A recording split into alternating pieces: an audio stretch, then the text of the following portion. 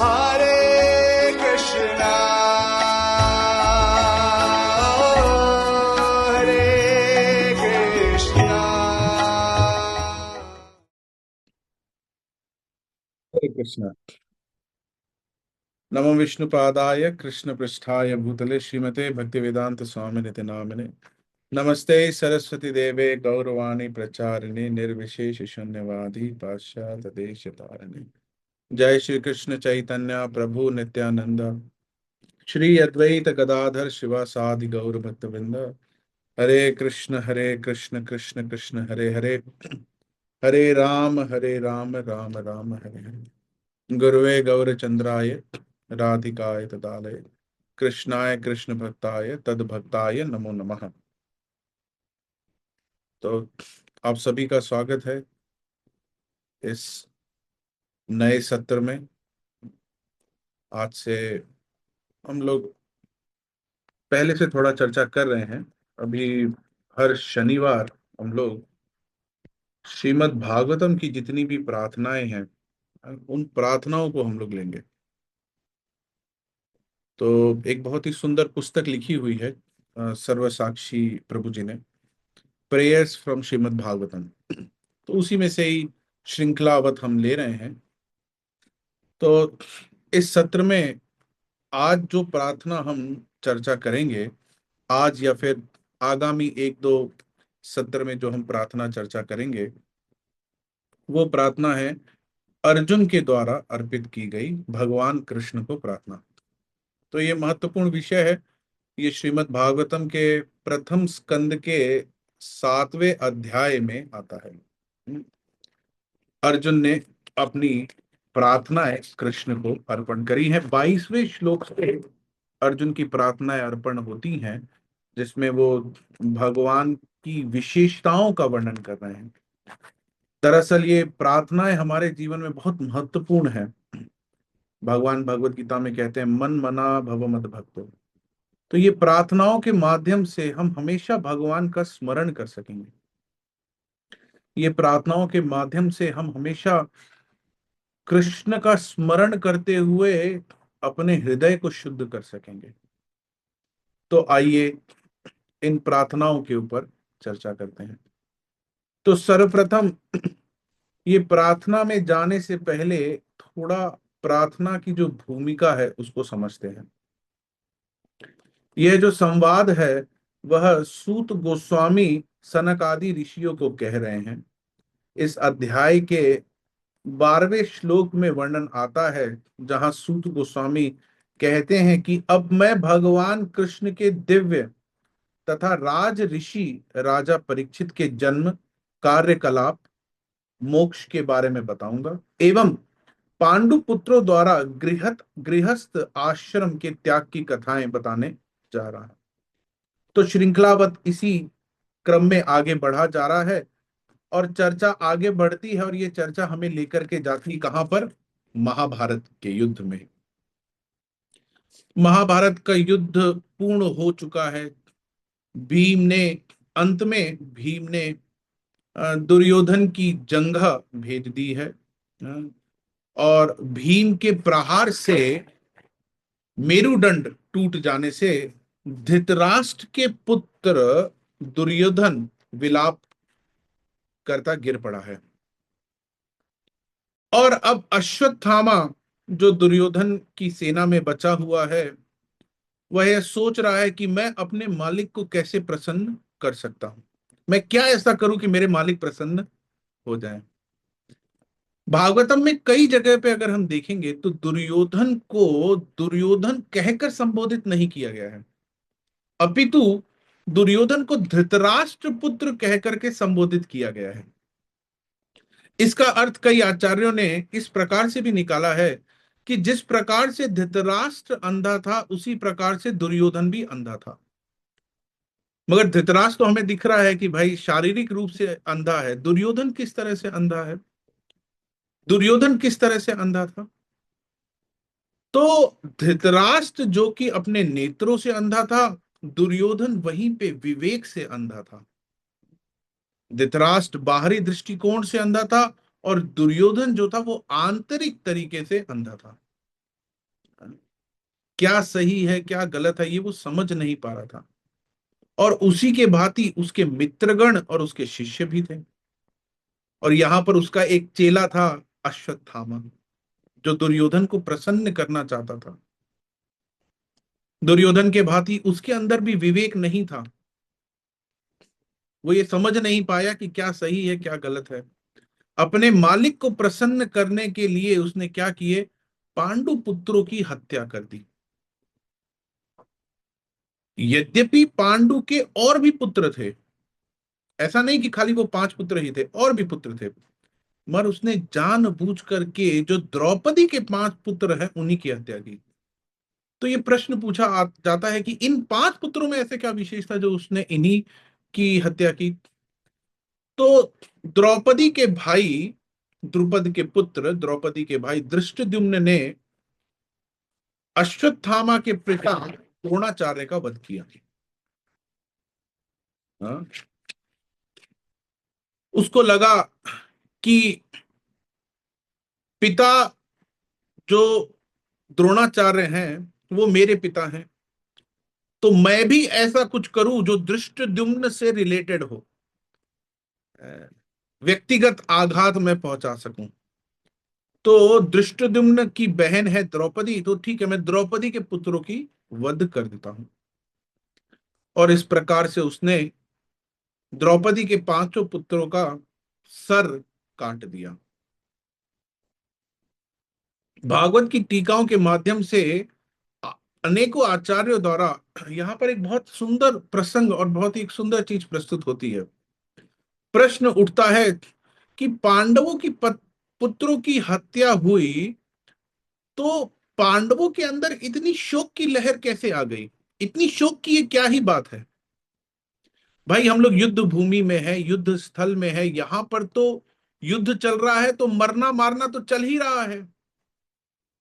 तो जब मरना मारना चल रहा है, न जाने कितने सैनिक मरे हैं, कितने योद्धा मरे हैं। दोनों तरफ अगर हम देखें कौरवों और पांडवों में, तो कितने सैनिक मरे हैं और कितने माताओं के पुत्र का वध हुआ है। तो ऐसे में अगर और कुछ 5 पुत्रों का वध हो गया, कौन सी बहुत बड़ी बात है? इसमें शोक का क्या महत्व है? इतना शोक क्यों हो रहा है? तो इसी अध्याय के 13वें श्लोक में एक बहुत महत्वपूर्ण शब्द उपयोग में आया है, जिसका नाम है, जो शब्द है वीर गति। वीर गति शब्द का प्रयोग क्या है? समझाया जाता है कि 2 प्रकार की मृत्यु है जिनको अच्छा माना गया है, आइडल मृत्यु। 2 प्रकार की। एक मृत्यु तो वह है जिसमें योग के माध्यम से एक योगी अपने शरीर को छोड़ देता है और भगवत धाम चला जाता है, और या फिर मुक्त हो जाता है। और दूसरी मृत्यु वह है जिसमें जो जीव है वो वीर गति को प्राप्त होता है, यानी युद्ध लड़ते लड़ते योद्धा अपने शरीर को छोड़ देता है, वीर गति को प्राप्त होता है। इस चीज से हमें एक बहुत ही महत्वपूर्ण चीज ध्यान में आती है। कोविड का समय था, जब गुरु महाराज हमारे उज्जैन में थे कोविड में, तो गुरु महाराज कहते कि उधर यूएस में जो भक्त हैं वो योद्धा की तरह लड़ रहे हैं, प्रसादम का वितरण कर रहे हैं, और प्रचार कर रहे हैं, लोगों की मदद कर रहे हैं, वो योद्धा की तरह अभी कार्य कर रहे हैं कोविड में। और मैं यहां पर हूं, मुझे भी युद्ध क्षेत्र में जाना है। हैं? तो उनका भी यही भाव था कि हमें भी युद्ध क्षेत्र। सब लोग कह रहे थे महाराज अभी रिस्की है, सही। माने का अगर वीर गति हो भी गई तो क्या है, युद्ध क्षेत्र में है ना। तो भाव कुल मिला के इस प्रकार का था कि हमें भी युद्ध भूमि में जाना है, मैं उनको अभी इस समय अकेला नहीं छोड़ सकता। तो उसी तरह से यहां पर 2 प्रकार से मृत्यु के बारे में बताया गया है। अब यही श्लोक आगे और वर्णन करते हुए बताता है कि द्रौपदी के पुत्रों को युद्ध भूमि में नहीं मारा गया। द्रौपदी के पुत्रों को कोई युद्ध लड़ते हुए थोड़ी ना मारा गया है।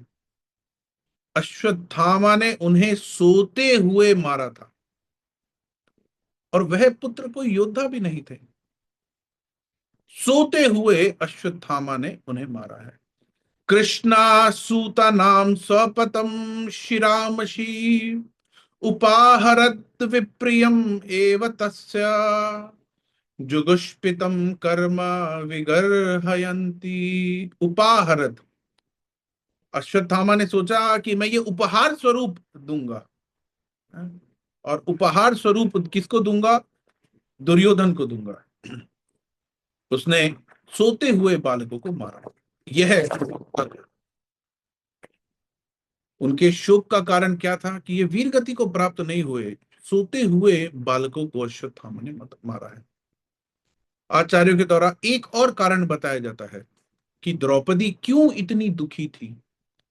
क्योंकि जब अंतिम संस्कार किया जा रहा था, तब शरीरों को, जो शव थे उनको जब जलाया जा रहा था, तो किसी भी शरीर में मस्तक नहीं था, पूरे शरीर नहीं थे, क्योंकि मस्तक अश्वत्थामा जो है वो काट के ले गया था। ये भूमिका बताना जरूरी है कि कहां से हम आ रहे हैं इस भाव के ऊपर। इसीलिए बताया जा रहा है कि मस्तक नहीं था, बिना मस्तक के शरीर थे, और उन्हीं को ही उन लोगों ने अग्नि दी। तो ये एक और कारण बताया जाता है कि क्यों शोक था द्रौपदी में और पांडवों में। यहां तक कि दुर्योधन भी इसका, ये जो कृत अश्वत्थामा द्वारा किया गया है, दुर्योधन भी इसकी निंदा करते हैं। दुर्योधन भी कहते हैं जुगुष्पिताम कर्म, तुमने कैसा जघन्य कार्य किया है। वह भी इसकी निंदा करते हैं और वो तनिक भी प्रसन्न नहीं होते। यद्यपि अश्वत्थामा ने ये दुर्योधन को प्रसन्न करने के लिए किया था, मगर दुर्योधन के अंदर भी इतने मॉरल ऑफ कंडक्ट थे, वो कहते कि नहीं, तुमने जो किया ये सही नहीं है, और ये बहुत ही जघन्य कृत्य तुमने किया है, ये सही नहीं है। आगे बढ़ते हैं। तो वो लोग शोक कर रहे हैं, इतने में द्रौपदी शोकाकुल है, रो रही है, क्रंदन चल रहा है। इतने में अर्जुन जो है वो द्रौपदी के सामने वचन देते हैं। गांडीव मुक्तेर विशिखेर उपाहरे, कहते हैं कि मैं इसी गांधी से अभी अश्वत्थामा उस ब्राह्मण पुत्र का सर काट कर लेकर के आऊंगा। मैं वो सर ला करके तुम्हारे चरणों पे रख दूंगा, और तुम अपने पुत्रों को जलाने के बाद उसी सर के ऊपर खड़े होकर के स्नान लेना। कितना सॉलिड क्षत्रियता है ना। कहते कि तुम उसी के ऊपर खड़े होकर के स्नान लेना, मैं अभी जा रहा हूं। मैं वो सर को ही काट के लेकर के आ रहा हूं, जिन्होंने मेरे पुत्रों का, जिन्होंने द्रौपदी के पुत्रों का सर काटा है, मैं उसी का ही सर अभी काट करके लेकर के आ रहा हूं गांडी से। तो अर्जुन ये कहने के बाद अपने कवच कुंडल को धारण करते हैं, पहनते हैं, और अस्त्र शस्त्र को लेते हैं, अलग अलग शस्त्रों को लेते हैं, और रथ पर सवार होकर के कृष्ण के साथ वो अश्वत्थामा की तरफ निकल देते हैं। अभी भी कृष्ण अर्जुन के साथ ही हैं, अभी भी कृष्ण अर्जुन के सारथी ही हैं। तो अर्जुन कृष्ण को लेकर के चल देते हैं अश्वत्थामा की तरफ। अब अर्जुन जब बहुत तेजी से अश्वत्थामा की तरफ आ रहे हैं, अश्वत्थामा जब दूर से ये देखता है, तो उसके अंदर भय आता है, उसको उसकी मृत्यु दिखाई देती है, भय आता है। और खूब तेजी से अश्वत्थामा भागता है, मगर भागते भागते भागते भागते उसके जो घोड़े हैं, रथ के घोड़े हैं, वो थक जाते हैं। जब रथ के घोड़े थक जाते हैं, तो रथ की स्पीड जो थी, गति जो है वो धीरे हो जाती है, और उसको लगता है, अब तो लगता है अर्जुन मुझे पकड़ ही लेगा, या मुझे परास्त कर ही देगा, या मार ही देगा। और इस भय की स्थिति में अश्वत्थामा जो है वो ब्रह्मास्त्र आचमन करके ब्रह्मास्त्र का संचार करता है, ब्रह्मास्त्र छोड़ देता है। यद्यपि अश्वत्थामा को खाली ब्रह्मास्त्र चलाना आता था, उसको वापस लेना नहीं आता था। ऐसी स्थिति में उसको ब्रह्मास्त्र का उपयोग करना ही नहीं था, उचित नहीं था। मगर उसके प्राणों के ऊपर आ पड़ी थी, प्राण की रक्षा करने के लिए मरता क्या ना करता, उसने ब्रह्मास्त्र का उपयोग किया, ब्रह्मास्त्र चला दिया। और उसने यह सोचा कि हो सकता है ब्रह्मास्त्र चलाने से मैं बच जाऊं।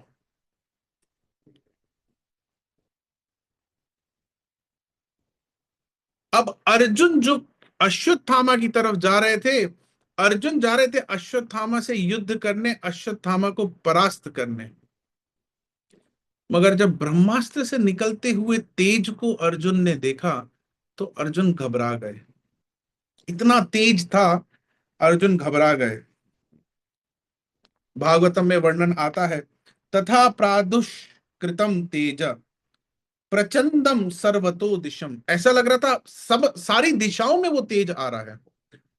ब्रह्मास्त्र को आज के समय के न्यूक्लियर वेपन से कंपेयर किया गया। ऐसा लगता है जैसे सैकड़ों लाखों तीर एक साथ किसी ने छोड़ दिए हैं, और प्रत्येक तीर में इतना तेज है, इतने सैकड़ों तीर चारों दिशाओं में तेज तेज भर गया है, और इतने सारे तीर एक साथ छोड़ दिए गए हैं। तो ब्रह्मास्त्र अर्जुन की तरफ, अर्जुन ये देख करके अर्जुन को डर लगा। अर्जुन सोचा कि ये तो मैंने कभी अनुभव ही नहीं किया, ये क्या चीज है। और फिर अर्जुन कृष्ण की तरफ देखते हैं और कृष्ण से प्रार्थना करते हैं। तो यही पहला श्लोक है हमारी प्रार्थना का। अर्जुन उवाच, अर्जुन कहते हैं, कृष्ण कृष्ण महाबाहु भक्तानाम अभयंकरा त्वाम एको धायमानानाम अपवर्गो असि संश्रिते। कृष्ण कृष्ण महाबाहु। अर्जुन कृष्ण की तरफ तुरंत, वो समझ, अर्जुन को पता है कि कृष्ण कौन है। ऐसी स्थिति में जब उन्हें लगता है कि जैसे ही संकट आन पड़ी है, वो तुरंत कृष्ण की ओर अप्रोच करते हैं, कृष्ण को पुकारते हैं, मानो भय की स्थिति में कृष्ण को पुकार रहे हैं, कृष्ण कृष्ण महाबाहु। यहां पर हम देख सकते हैं कि हमें अर्जुन के कृष्ण भावनामृत में होने का चिन्ह मिलता है, कि कैसे अर्जुन कृष्ण भावनामृत हैं। यद्यपि उन्हें यह ज्ञान नहीं है कि ये बाण किसने छोड़ा है, कहां से आ रहा है, क्या ये अश्वत्थामा ने चलाया या किसने चलाया, उन्हें ये पता नहीं। मगर इस भीषण अग्नि को देख करके वो तुरंत कृष्ण की शरण में गए। यद्यपि यहां पर भी कृष्ण सारथी बने हुए हैं, मगर वो कृष्ण को पहचानते हैं, कृष्ण की महिमा को जानते हैं, और कृष्ण की शरण में गए। हम लोगों को कृष्ण की, हम लोग को अर्जुन की जो भक्ति है, इसका अध्ययन करना चाहिए। परम पूज्य राधा गोविंद गोस्वामी महाराज बताते हैं कि आजकल फैशन हो गया है गोपी भाव। हमें चाहिए कि गोपी भाव से पहले हम अर्जुन के भाव को समझें। यहां पर हम देख सकते हैं कि अर्जुन कौन है, इसको समझना हमारे लिए बहुत अनिवार्य है। लोग बाग भक्ति में आते हैं और सीधे कहते हैं कि हमें गोपी भाव, रागानुगा भक्ति के ऊपर जाना है, गोपी भाव की भक्ति करती हैं। और भगवान ने जो गोपियों के साथ लीला करी, रास पंचाध्याय, हमको इसका श्रवण करना है, इसको समझना है, इसको जानने का प्रयास करते हैं। जबकि उन्हें चाहिए कि वो पहले अर्जुन को जाने, किस प्रकार का भक्त अर्जुन है, अर्जुन की भक्ति को जाने। इसी के पहले एक श्लोक में अर्जुन का एक नाम उच्चारण किया गया है, जिष्णुर। अर्जुन का एक नाम है जिष्णुर। सुत गोस्वामी यहां पर संबोधित करते हुए अर्जुन को जिष्णुर कहते हैं। जिष्णुर का अर्थ होता है जिसने सभी दिशाएं जीत ली हो, जो कभी परास्त नहीं हुआ है। कोई भी युद्ध, आज तक कोई भी युद्ध ऐसा नहीं है जो अर्जुन हारा हो। फिर चाहे वो मछली की आंख भेदने की बात हो, चाहे विराट युद्ध हो, चाहे स्वयंवर हो, कोई भी चीज हो, अर्जुन कभी कोई युद्ध नहीं हारा है। और एक और विशेष युद्ध यहां पर आता है जिसकी हम चर्चा कर सकते हैं। जब अर्जुन वनवास में थे, तो वनवास के समय अर्जुन एक बार एक सुअर को देखते हैं, और उसकी तरफ, जो उनकी तरफ आ रहा होता है सुअर, उसको देखते हैं और उसके ऊपर बाण मारते हैं। और वहीं पर भगवान शिव भी अर्जुन की परीक्षा लेने के लिए आए हुए हैं। जो कि एक किराट का रूप धारण किए हुए है, वो भी उसी समय उस सुअर के ऊपर बाण मारते हैं। अब दोनों का बाण एक साथ जाकर के सुअर पे लगता है। अब ये होता है कि भाई ये शिकार है किसका, कौन इसको लेकर के जाएगा, ये शिकार किसका है। तो दोनों के बीच में बात बढ़ जाती है, निर्णय नहीं हो पाता कि ये शिकार किसका है। वो कहते हैं कि मेरा है, मैंने पहले बाण मारा। वो कहते हैं नहीं, मैंने पहले बाण मारा। तो शिव और अर्जुन के बीच में विवाद बढ़ जाता है। विवाद इतना बढ़ जाता है कि एक घमासान युद्ध का रूप ले लेता है। दोनों के बीच में एक घमासान युद्ध छिड़ जाता है।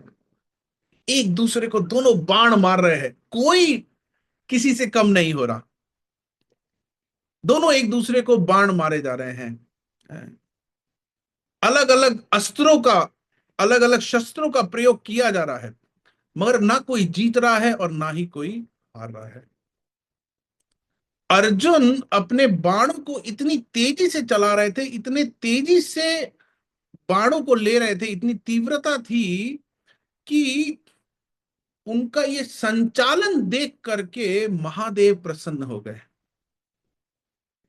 वो जितनी तेजी से बाणों को लेते और प्रत्यंचा चढ़ा करके बाणों को छोड़ रहे थे, ये तेजी को देख करके, ये जिस प्रकार से वो संचालन कर रहे थे बाण का, इतनी तीव्रता से ये देख करके महादेव प्रसन्न हो गए।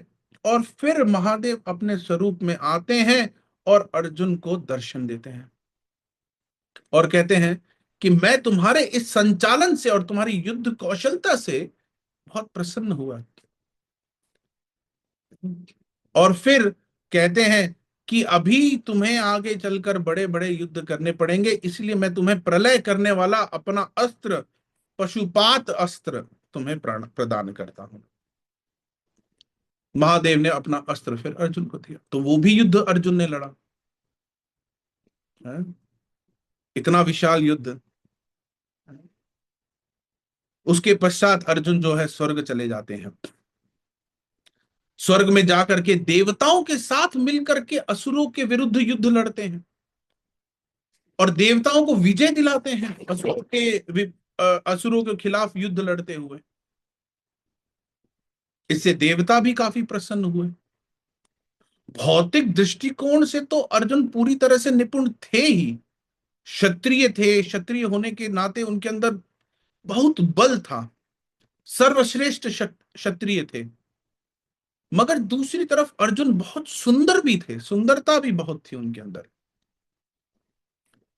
अर्जुन का रूप इतना सुंदर था कि अर्जुन जब स्वर्ग में गए तो वहां की जो सर्वश्रेष्ठ अप्सरा है वो अर्जुन को देख करके मोहित हो गई। यूं देखा जाए तो देवताओं का शरीर जो होता है वो मनुष्यों से कई गुना ज्यादा सुंदर होता है। देवता लोग मनुष्य के शरीर से मोहित नहीं होते, मनुष्य लोग देवताओं के शरीर को देख करके मोहित होते हैं। देवताओं का शरीर कई गुना ज्यादा सुंदर होता है। मगर यहां पर अर्जुन का रूप सौंदर्य देख करके वहां की जो सर्वश्रेष्ठ अप्सरा है वो अर्जुन के प्रति मोहित हो गई। हाँ। तो इसके पीछे की कहानी कुछ इस प्रकार से आती है कि इंद्र की सभा में नृत्य चल रहा है और अर्जुन बार बार उर्वशी की तरफ देख रहे हैं। और जब इंद्र ने देखा कि अर्जुन बार बार उर्वशी की तरफ देख रहे हैं, उर्वशी भी अर्जुन की तरफ देख रही है, तो इंद्र ने उर्वशी को संकेत दिया कि तुम अर्जुन के कक्ष में जाओ। जो जैसा होता है उसकी बुद्धि वैसी ही काम करती है। तो इंद्र अपने हिसाब से इस पूरी जो लीला चल रही है इसको उन्होंने एनालाइज किया और अपने हिसाब से उन्होंने निर्देश दिए कि भाई तुम वहां पर अर्जुन के कक्ष में जाओ। तो अर्जुन उठे, अपने कक्ष में चले गए और जब अर्जुन ने देखा कि उर्वशी भी अर्जुन के कक्ष में आई है तो अर्जुन आश्चर्यचकित हो जाते हैं और उर्वशी को देख करके अर्जुन तुरंत प्रणाम करते हैं, उनके चरण में गिर जाते हैं, उनको प्रणाम करते हैं। और ये देख करके उर्वशी आश्चर्यचकित हो जाती है, कहती कि मेरा यहां आने का उद्देश्य कुछ और है और तुम इस तरह से मुझे प्रणाम कर रहे हो, ये मुझे समझ में नहीं आ रहा। मैं यहां किसी और कामना के उद्देश्य से आई हूं। और जब अर्जुन ये सुनते हैं तो अपने कान बंद कर लेते हैं, कहते हैं नहीं नहीं नहीं नहीं, हरे कृष्ण, हरि बोल हरि बोल हरि बोल हरि बोल। कितने बड़े जितेंद्रिय हैं अर्जुन, कितना बड़ा संयम है, कितने बड़े जितेंद्रिय हैं कि स्वर्ग में भी जहां पर लोग भोग की इच्छा से जाते हैं, अर्जुन जब स्वर्ग में गए हैं और वहां पर भी भोग जब उनके सामने आ रहा है, तो अर्जुन वहां पर उसको उस दृष्टि से नहीं देख रहे हैं। ये सुंदर स्त्री अर्जुन के पास आई है अर्जुन का संग करने के लिए, पर अर्जुन अपने कान बंद कर लेते हैं कि नहीं नहीं नहीं, मैं तो आपको मां की दृष्टि से देख रहा था।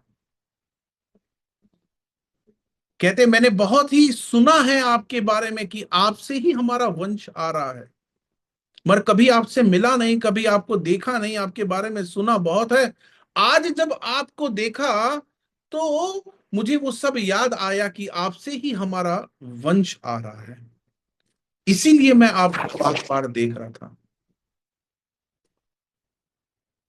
ये जो वंश है वो कुछ इस प्रकार से है कि विष्णु के पुत्र हुए ब्रह्मा, और ब्रह्मा जी से आए कई पुत्रों में से एक आए अत्रि ऋषि।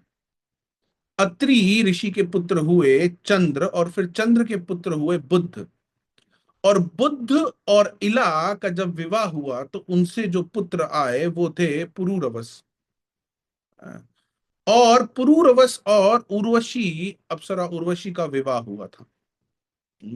वहां से चंद्रवंशी, वह पहले चंद्रवंशी राजा कहलाए। राम जी की जो परंपरा आती है वो सूर्यवंशी है, ये जो है वो चंद्रवंशी वंश है। तो गुरु आए, और उर्वशी और पुरुराव से ही चंद्रवंश का प्रारंभ हुआ। उनके कई पुत्रों में से एक पुत्र का नाम भरत था, और उधर से ही कुरुवंश की कुरुवंश उधर से ही प्रारंभ हुआ है। तो अर्जुन कह रहे हैं कि मैं आपको माँ का सम्मान देना चाह रहा हूं, आप मेरे माँ समान हैं, मैं आपको उसी दृष्टि से देख रहा था। तो यहां पर अर्जुन की सुंदरता, अर्जुन का कौशल, अर्जुन की जितेंद्रियता, इनका हमें देखने को मिलता है। शास्त्रों में अलग अलग जगह अलग अलग माध्यम से हम देख सकते हैं। दक्ष है अर्जुन, हर चीज में दक्ष है, कभी कोई प्रतियोगिता नहीं हारी। ऐसे दक्ष अर्जुन आज जब इस संकट की घड़ी में हैं, तो वो सबसे पहले किसका स्मरण कर रहे हैं? भगवान का। यद्यपि हम लोग कोई किसी भी चीज में दक्ष नहीं है, फिर भी हम अपने आप को दक्ष मान लेते हैं। कह रहे मैं तो फलाना ये हूं, मैं तो ऐसा हूं वैसा हूं। और भगवान की शरणागति के बजाय हम अपने ही शक्ति से संकटों से निपटने का प्रयास करते हैं, अपने ही बल पे, अपनी ही बुद्धि से कार्य करने का प्रयास करते हैं। मगर यहां पर जो सर्वगुण संपन्न इतना बलशाली क्षत्रिय है, जो कभी कोई प्रतियोगिता नहीं हारा, उसके ऊपर जब संकट आ रहा है तो वो क्या कर रहा है, ये जानने लायक चीज है कि उसके ऊपर जब संकट आया तो वो किसके पास गया है।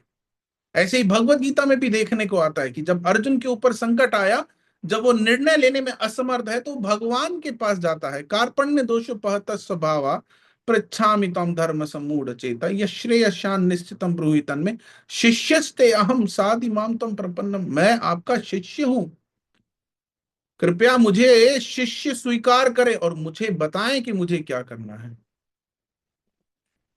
और यहां पर भी जब अर्जुन के ऊपर संकट आया तो वो किसकी तरफ गया? वो कृष्ण की तरफ गया। कृष्ण कृष्ण महाबाहु भक्ता नाम अभयंकरा।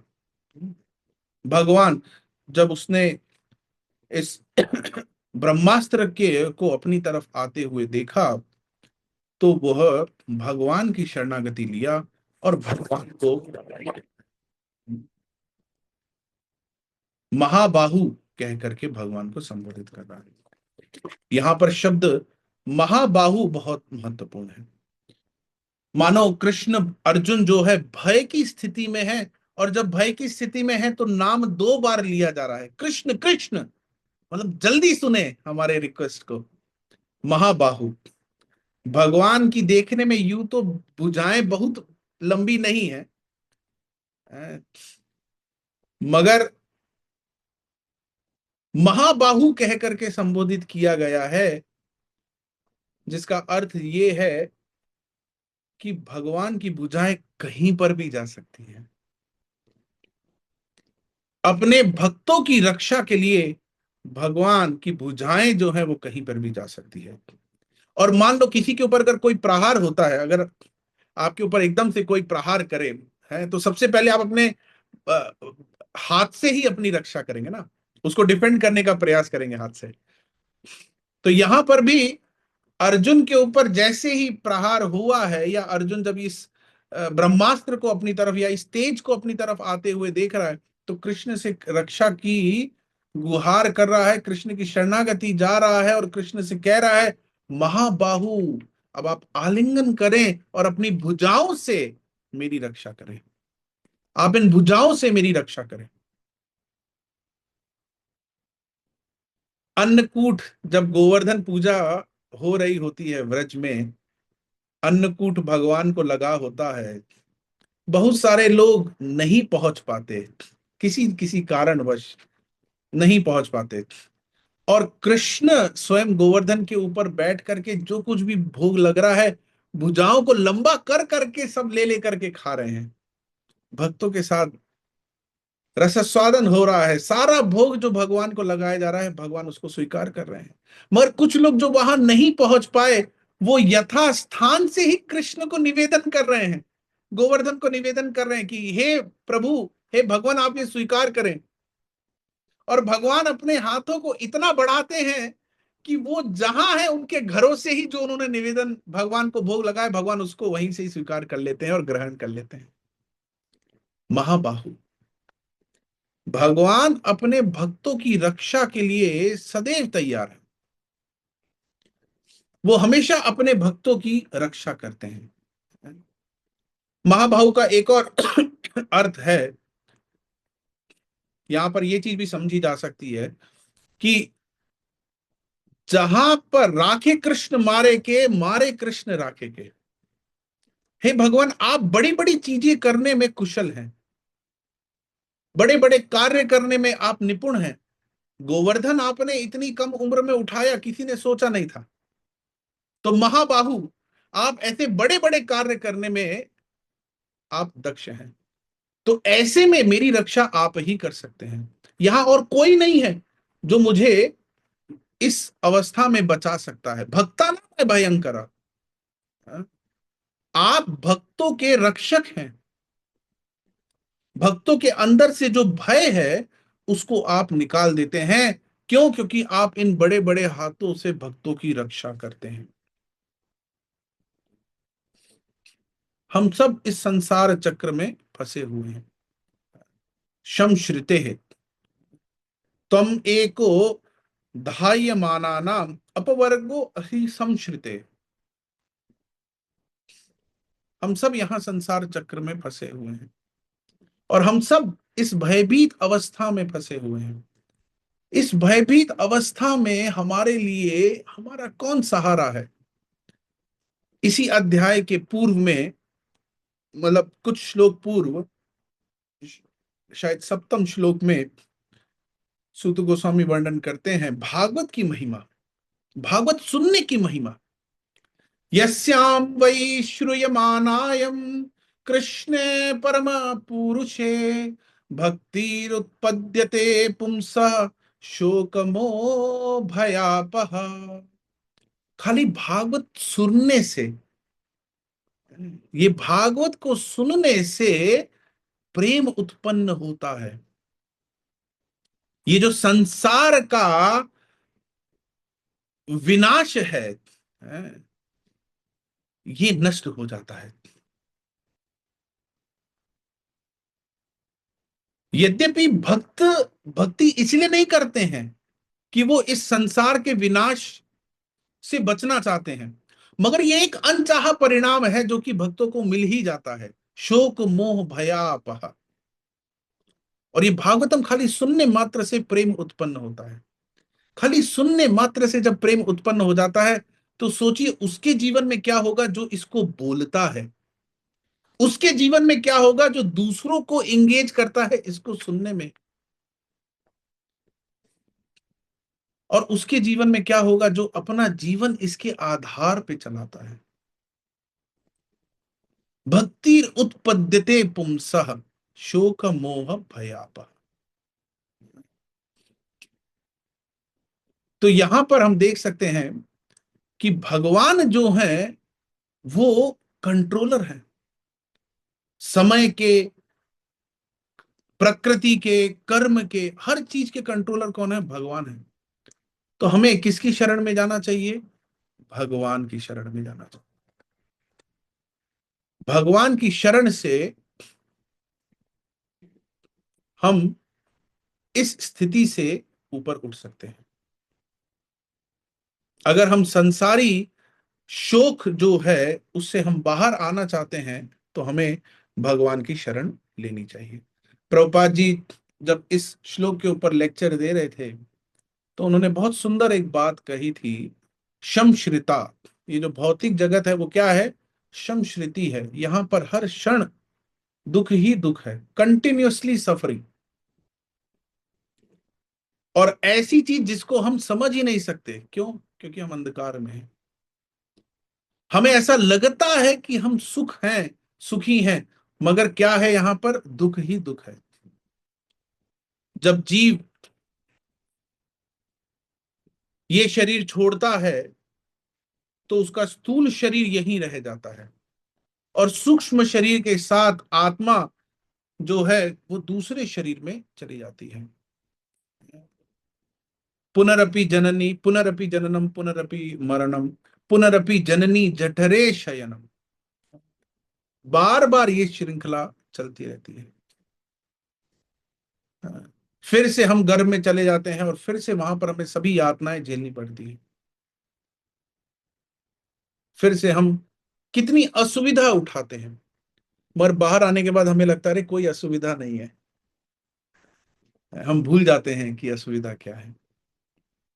फिर जीवन चलता है और फिर मृत्यु आती है, और किसी को पता नहीं कि वो कब आएगी। इसे शमश्रुति कहा गया है। ये जो भौतिक संसार है इसको शमश्रुति कहा गया है।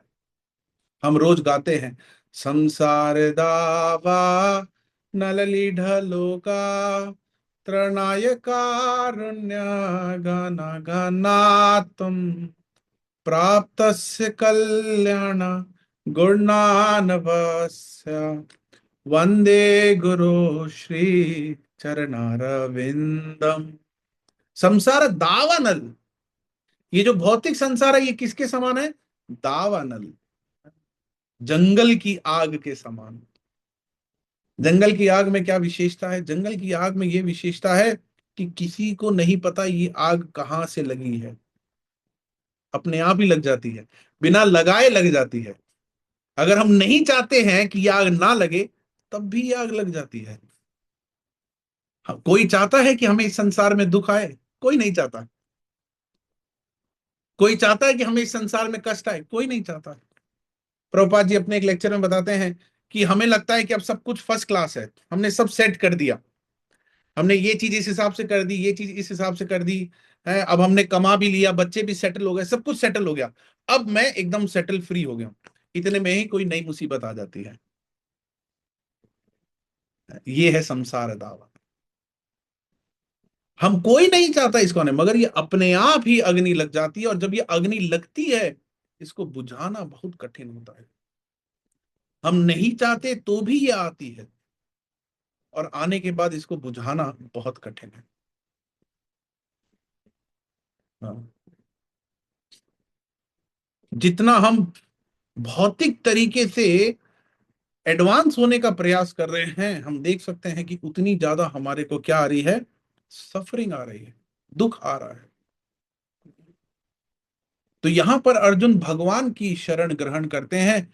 भक्ता नाम अभयंकर त्वम एको ध्याय मानाना। एको, अर्जुन कह रहे हैं कि मैं आपकी ही शरण जा रहा हूं। क्यों? क्योंकि कोई और देव देवता देवी, कोई भी और चीज नहीं है जो मुझे इस संकट से मेरी रक्षा कर सकती है। खाली एकमात्र कृष्ण ही है जो कि मेरी रक्षा कर सकते हैं। भगवान भगवत गीता में कहते हैं, माम एकम शरणम व्रज, अहम तम सर्व पापेभ्यो मोक्षयिष्यामि मा शुचः। एकम, अर्जुन को अभी भगवत गीता याद है कि भगवान ने कहा क्या कहा, इसीलिए वो भगवान को कह रहा है एको, एकमात्र आप ही हैं जो मुझे इस संकट से निकाल सकते हैं, और कोई मुझे नहीं निकाल सकता।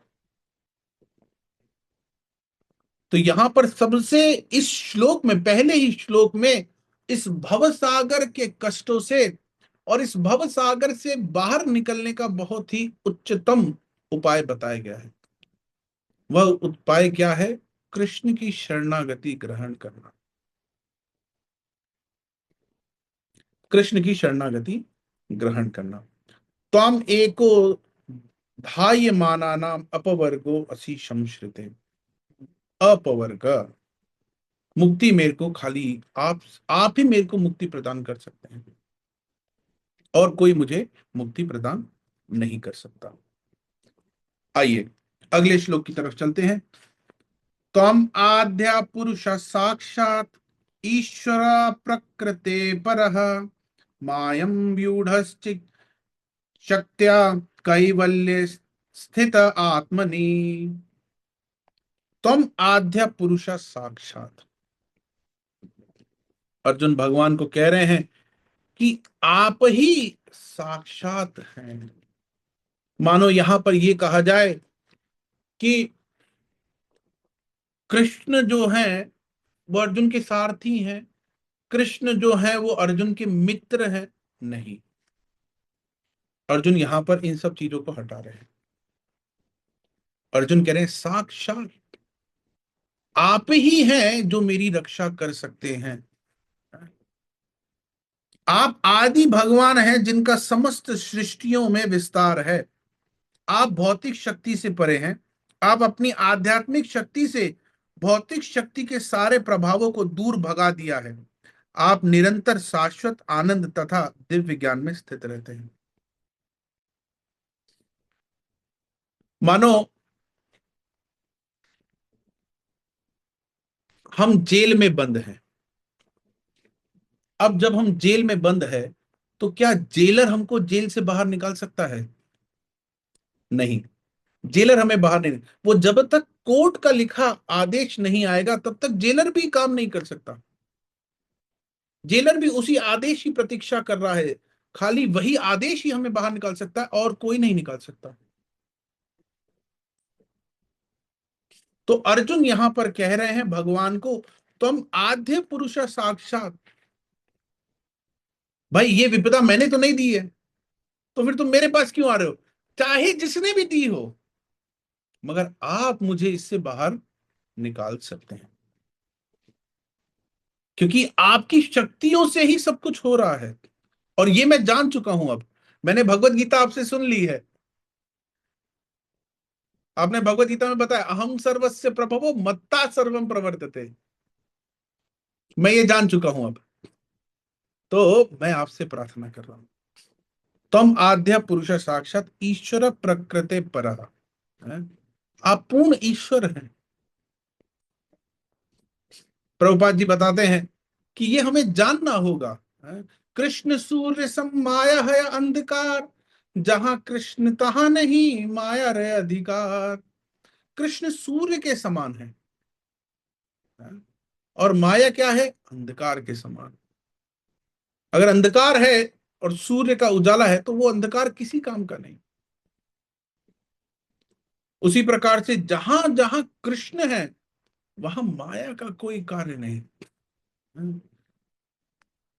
अर्जुन कह रहे मायाम व्यूढ़ चक्त्या, आपकी रचना के माध्यम से ये सब चीजें हो रहा है।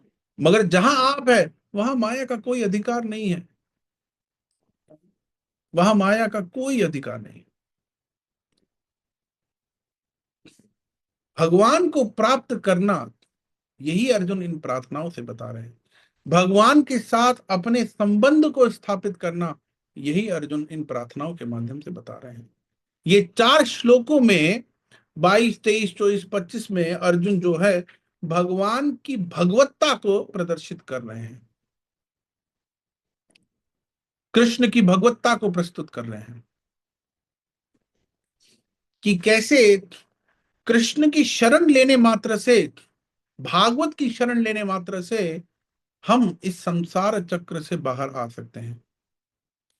हमने अनेकों प्रयत्न कर लिए, ऐसा नहीं है कि दिस इज समथिंग न्यू, सुनी सुनाई चीजें है ना, और हमने अनेकों प्रयत्न भी कर लिए हैं। अभी तक न जाने कितने प्रयास हमने कर लिए हैं,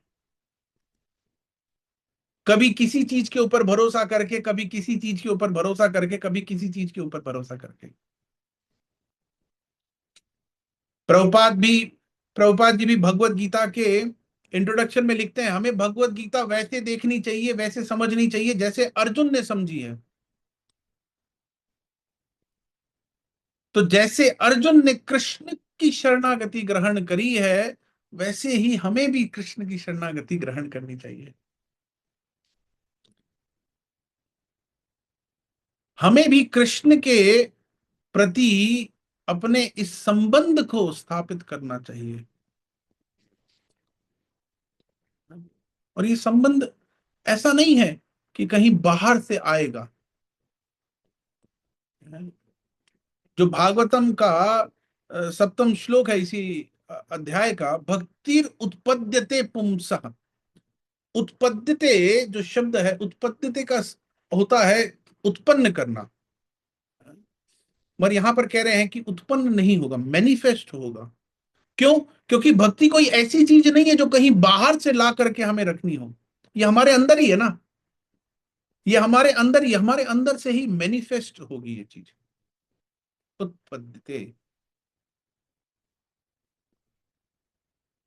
तो हमें भगवान की शरण को ग्रहण करना चाहिए, जैसा अर्जुन प्रार्थना कर रहे हैं।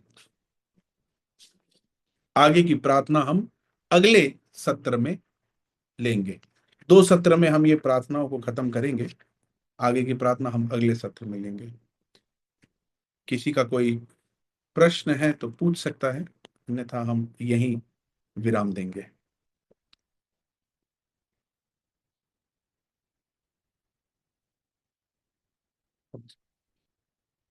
अच्छा, मुझे आप लोग अब अपने आप को अनम्यूट कर सकते हैं अगर किसी का कोई प्रश्न है तो, नहीं तो हम। प्रभु जी हरे कृष्णा। हरे कृष्ण। प्रभु जी ये 7वें अध्याय के फर्स्ट कैंटो है ना, उसकी 22वां श्लोक से ही शुरू करते हैं। हाँ, 22वें श्लोक से ये प्रार्थनाएं हैं, 22 से प्रारंभ होती है, 27 श्लोक तक ये जाता है शायद।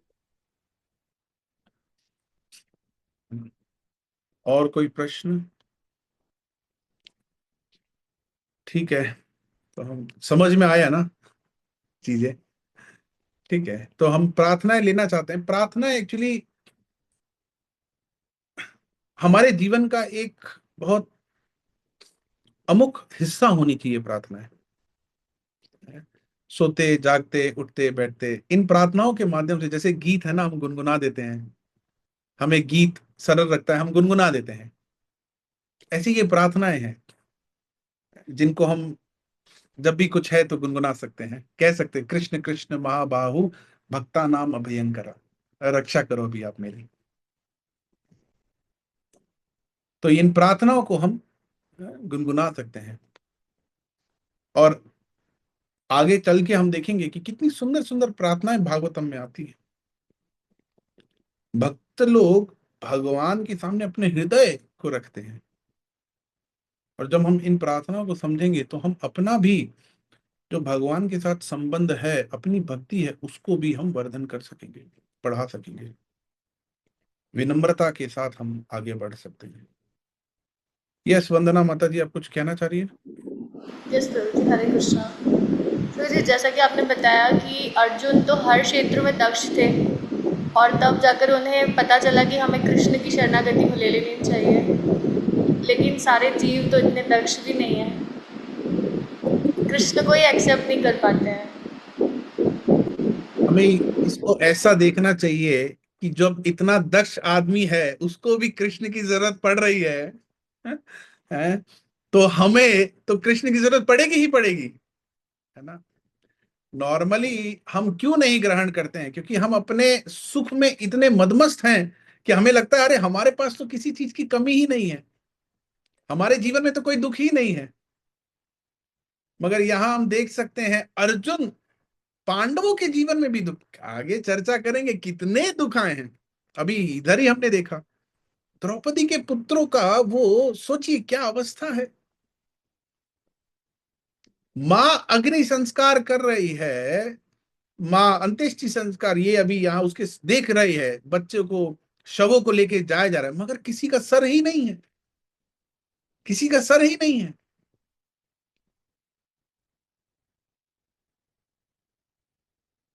क्रोधवश क्षत्रिय का जो स्वभाव है उसके वशीभूत होकर के अर्जुन कहते हैं कि चलिए अभी सर इसका काट के ले आऊंगा मैं। जाते हैं उत्तेजित होकर मारने के लिए, सामने से ऐसी अग्नि लगती है, कहती है अरे ये क्या हुआ, मैं मारने जा रहा था इसने तो मुझे ही उल्टा कर दिया। ऐसी स्थिति में भी जब व्यक्ति घबरा सकता है तो हमारी तो क्या ही स्थिति है। तो हमें भगवान की शरणागति और तीव्रता से लेनी चाहिए कि भाई जब उसको भी समस्या आ सकती है तो हमें तो आएगी आएगी, और दृढ़ता से लेनी चाहिए और तीव्रता से लेनी चाहिए, ये जानते हुए कि इनके अलावा मेरा और कोई सहारा नहीं है। अगर वो भी आज यशस्वी बना है, यशस्वी हुआ है, अगर वो भी आज दक्ष हुआ है तो वो भी कृष्ण की वजह से ही हुआ है। अगर कृष्ण नहीं होते तो नहीं हो पाता। तो हमें भी कृष्ण की ही शरणागति लेनी चाहिए, हमारा भी उद्धार, हमारी भी रक्षा कृष्ण ही करेंगे। ठीक है माता जी। ठीक है प्रभु जी, और कोई धन्यवाद। प्रश्न? ठीक है, तो हम लोग इसको यही विराम देते हैं।